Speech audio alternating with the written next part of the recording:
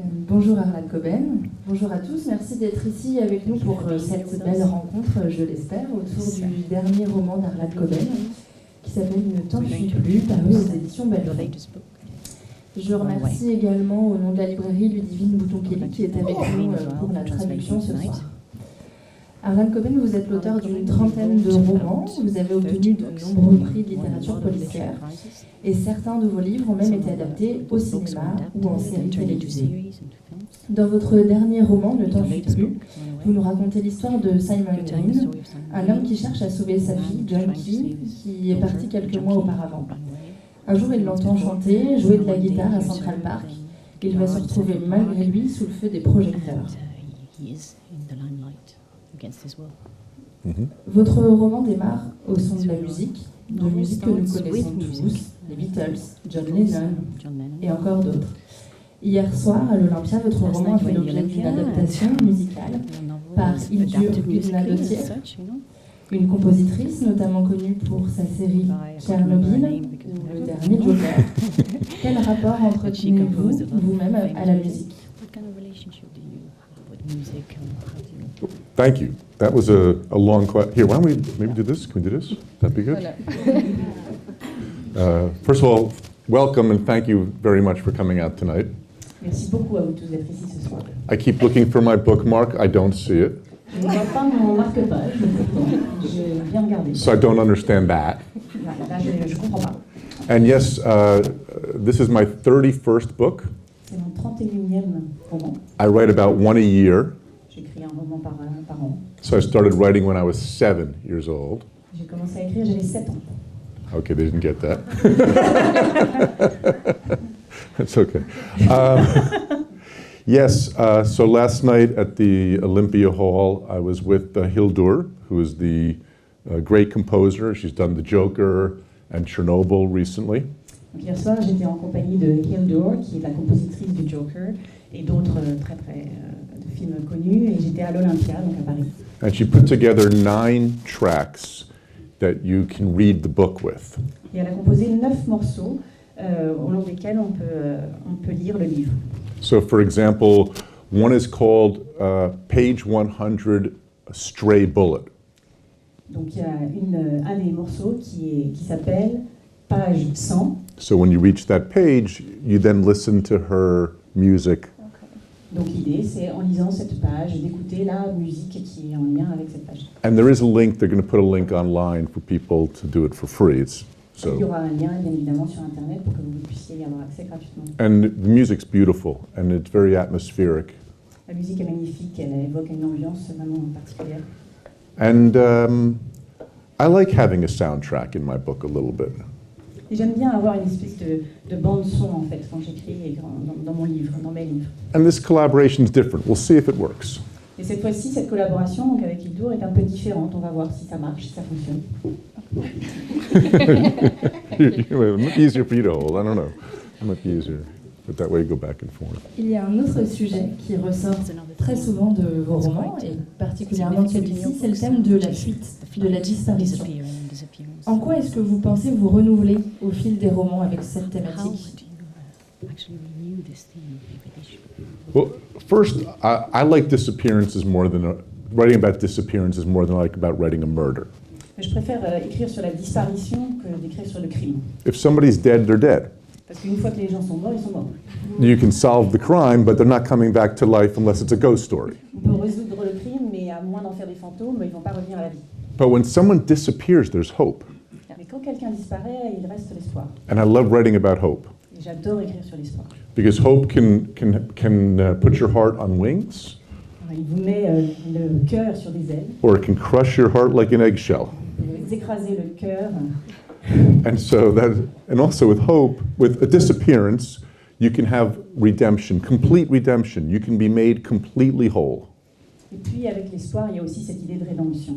Et on peut se retrouver là-dedans. So I think that's the reason why I love disappearances so much. C'est pour ça que j'aime tant l'idée de la disparition et écrire là-dessus. And yes, I have them a lot.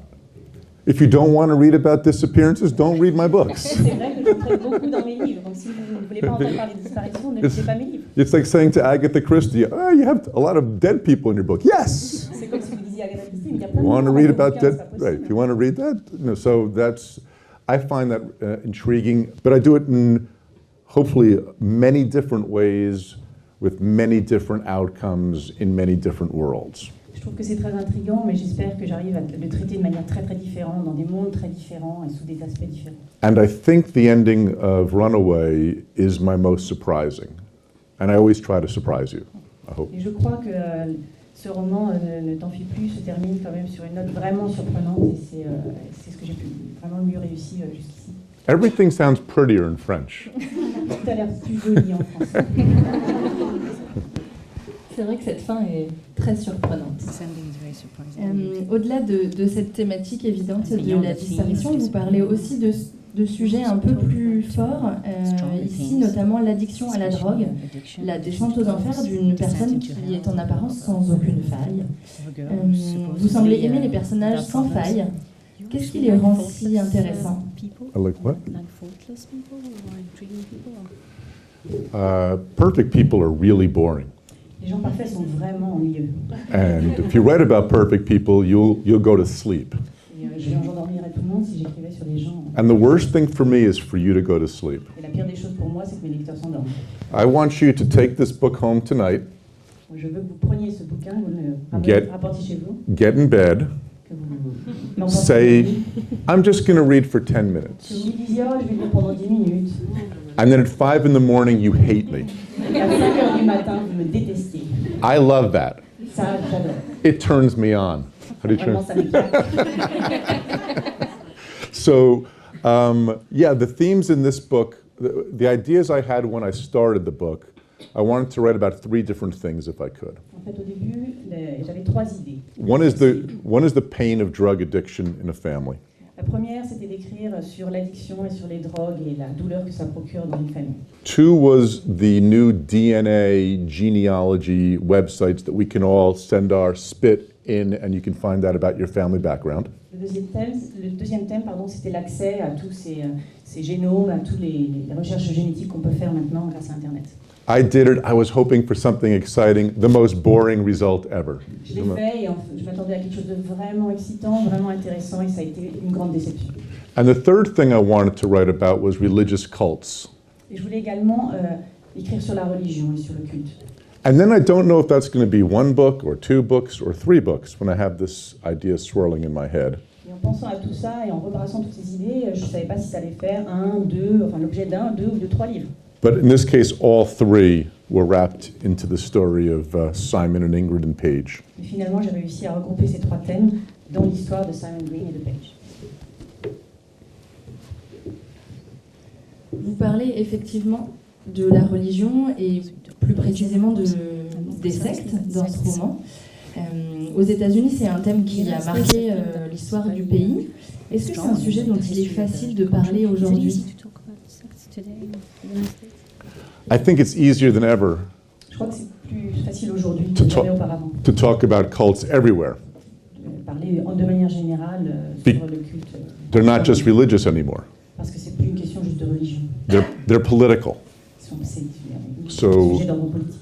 I'm not a political writer, but there used to be a time that we could argue, say, about taxes, too many or too little, and we'd be in the same world. Il y avait un temps où on parlait des impôts qui étaient trop importants ou pas, et on était dans ce même monde. Right. Now I can stand on the top of the Eiffel Tower and somebody will say, no, if you go off, you won't fall. Maintenant, et je peux me tenir en haut de la tour Eiffel, et You- quelqu'un peut très bien You dire, mais non, you can't prove to me you're going to fall. vous pouvez... There's no such thing as gravity. La gravité n'existe pas, vous pouvez très bien vous lancer du haut de la tour Eiffel, et vous n'allez pas tomber. And I could take this glass and drop it off and watch it fall. Et je peux très bien prendre ce verre, le lancer de la tour Eiffel, et And they'll voir say, tomber. but that's not a person won't fall. Et ce quelqu'un va me dire, mais ça c'est pas une personne ne va pas tomber. Because the leader told me that. Parce que le leader, le chef me l'a dit. So that's one of the reasons why I wanted to write about it in the setting, because the world is now full of this. Parce que le monde est rempli aujourd'hui de gens comme ça qui disent ce genre de choses. I'm sorry I won't be serious again, but just... Désolé d'avoir été si sérieux pendant une minute, ça n'arrivera plus. Au-delà de ces sujets, vous parlez avec le personnage de Paige, qui est la fille de Simon et Ingrid. Vous parlez de la filiation, des secrets de famille. Vous rendez parfois le lecteur complètement indécis, on ne sait plus à qui on doit faire confiance. Vous jouez sur les ambiguïtés, et l'attachement du lecteur au personnage. Comment vous construisez ces ambivalences ?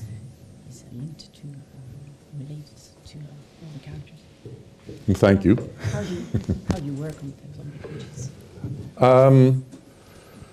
those I don't know. Je n'en sais rien. I'm just trying to tell the best story that I can. J'essaie juste de raconter la meilleure histoire possible. And I really want to surprise you in new ways. Et j'essaie toujours de surprendre mes lecteurs de manière différente. You know, you're all here in this store, and this is an amazing thing for me. Vous êtes tous ici dans ce magasin et pour moi c'est une chose formidable. And when I walked up here, I passed 1,000 more other books that they could be choosing. Et quand je suis montée, j'ai vu d'autres milliers de livres que vous auriez pu choisir. So I'm grateful and flattered that you picked mine. Donc, je suis très reconnaissant d'avoir choisi le mien. And so when I'm writing, I keep that in my head that I really want to, I want to surprise you in new ways. Donc, quand j'écris, je garde toujours ça en tête, l'idée de surprendre mon lecteur et de manière différente à chaque fois. I want to entertain you and enlighten you, and I want to work my hardest to make sure that I do that. Je veux vraiment vous surprendre, mais aussi vous distraire, et je mets tout mon cœur pour faire ça. And the family is a great place to do that. Et la famille, c'est un lieu, Because most of us, we all understand this bond. puisqu'on peut tous comprendre les liens familiaux. And so to play with it, I think, is compelling. Et donc, jouer avec les liens familiaux et en traiter vers l'écriture, c'est très, très enthousiasmant. Simon and Ingrid are not superheroes. Simon et Ingrid ne sont pas des super-héros. Maybe Myron and Wynne are. Peut-être But que Wynne l'est. yeah, Myron and Wynne. Myron and Wynne. Yes, but so this is about sort of normal people, so you can relate to it. Ce sont des gens normaux à qui vous pouvez vous identifier sans problème. Merci. Vous vous situez, ne t'enfuis plus, dans un univers délibérément contemporain, et vous n'hésitez pas, comme vous le disiez tout à l'heure, à utiliser les nouvelles technologies pour faire avancer l'intrigue. Certains personnages ici font appel, vous le disiez, à des sites qui permettent d'analyser le profil génétique. On vous disait que ces sites existaient réellement. Est-ce que vous pensez que c'est un usage qui se développe? Comment vous l'intégrez dans le roman? I don't do a lot of research. Je ne fais pas beaucoup de recherches. People think I do a lot of research with the novels, Alors que les gens pensent que j'en fais beaucoup pour écrire. but I just reflect the world we live in. Mais en fait, je ne fais que refléter le monde dans lequel nous vivons. So if you're going on a date with somebody, you're going to Google their name. Donc si vous allez à un rendez-vous amoureux avec That's quelqu'un, just- vous allez peut-être googler leur nom. That's just reality. C'est ce qui se passe dans la vraie vie. That's not cutting edge technology. C'est pas exactement de la grande technologie. To not reflect that would not be writing about our society today, which is what I'm doing. My books are in the present day. Donc j'essaye de refléter la réalité, ce que l'on vit aujourd'hui dans mes livres. So I'm always looking for what people are doing so that I can reflect that and how different. Donc je m'intéresse toujours à ce que font les gens dans la vraie vie aujourd'hui pour refléter cette vie-là dans mes livres. It's like if you remember the old movies, you'd always see somebody, a telephone, right? They'd call somebody and then you see the phone sitting there going, ring, ring, ring, ring, and no one's there to answer. C'est exactement comme dans les vieux films quand on voyait le téléphone au milieu de l'écran et qu'on l'entendait sonner et que personne ne répondait. That would be ridiculous today. Everybody has a cell phone. Ce serait complètement ridicule d'écrire ça So aujourd'hui. it's just reflecting. Yeah. Sorry, it's just reflecting the world. It's just reflecting the world we live in. How fast can you translate me? How fast can you translate me? Okay. J'ai justement une question. Vous semblez vous-même féru de toutes ces nouvelles technologies. Il y a actuellement en France votre compatriote James Ellroy qui lui est complètement réfractaire. Qu'est-ce que vous pourriez lui répondre? I don't like technologies either, but they're our world. Je n'aime pas vraiment la technologie non plus, mais ça fait partie de notre How many of monde. you have a smartphone? How many of you have a Combien phone? d'entre vous avez un portable? One person doesn't. You don't have a phone? Okay, so even the one person who didn't raise her hand has a phone. Même celle qui n'a pas levé la main a un bien. So if I'm going to write a book with nobody having these smartphones, it's not reflecting our reality. Donc j'ai pas envie d'écrire un livre avec des gens qui n'ont pas de portable parce que ça ne reflète pas la réalité de It's what maybe he's living in a world where that or his character maybe doesn't, but and I don't like the internet. I don't like social media. I think it has a good and a bad. It's not just all bad, but I don't like it. Je ne sais pas si James Ellroy vit en dehors ou pas de cette technologie-là, mais moi, c'est pas que j'aime vraiment Internet, mais il y a du bon et du moins bon dans Internet. C'est pas que... c'est pas... But it's reality, so I have to do it. C'est la réalité. J'ai une dernière question qui parle de votre rapport aux lecteurs. Donc, tous ces lecteurs qui sont ici, notamment, quel rapport vous entretenez à l'attente du lecteur? Est-ce que vous vous sentez redevable d'écrire un bon polar? Do you feel like you have to write a really good thriller? Yes, of course I Et bien sûr. Writers say a lot of... You've interviewed a lot of writers probably here. Vous avez probablement interrogé beaucoup d'écrivains ici. And writers say a lot of things that annoy me. Et les écrivains disent beaucoup de choses qui m'énervent. So I'll tell you one right now. Et je vais en dire une. The writer who says, I write only for myself. I don't care if anyone reads it. L'écrivain qui dit, je n'écris que pour moi, mais peu importe si je ne suis pas lu. That's like saying, I talk only to myself. I don't care if anybody listens. C'est exactement comme si je disais, je me parle à moi-même et peu importe si personne ne m'écoute. That's not writing. Ce n'est pas l'écriture. That's therapy. C'est de la thérapie. Writing is about communication. Écrire, c'est aussi communiquer. If I write a book and no one reads it, I don't exist as a writer. Si j'écris un livre et que personne ne le lit, je n'existe pas en tant qu'écrivain. So this is the fun part for me. Donc ça, c'est la partie qui m'amuse. When a writer without a reader is a man who claps with one hand. Un écrivain qui n'a pas de lecteur, c'est comme quelqu'un qui applaudit d'une seule main. You're the other hand. Vous êtes l'autre main. So when I wrote Simon and Ingrid and Paige, they don't come to life until you read it and they come to life in your head. Different. Every single person different in here. Et finalement, quand j'écris sur Simon, sur Ingrid, sur Paige, ils ne prennent vie que quand vous les lisez, et de manière différente pour chacun d'entre vous. In everybody's head in every country, it's different. It's like a fingerprint. Everybody has a different Simon in their head, a different, character. Et chacun dit dans les pays différents aussi. Et chacun, comme vous avez des empreintes digitales différentes, chacun d'entre vous avait une lecture différente. I think of it as a one-on-one thing just between you and me. Et je pense à ce rapport-là d'individu à individu entre vous et moi. Beautiful women take me to bed and I'm not there. Il y a beaucoup de... I'm not translating. But that's how it went.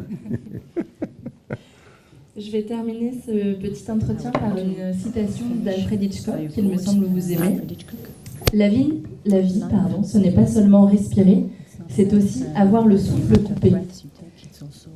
Il me semble que c'est ce que vous aimez faire à travers vos romans, Harlan Coben, et je voulais vous remercier une dernière fois d'avoir été avec nous ce soir. Thank you. Thank you all very, very much for being. Thank you. Thanks. Okay.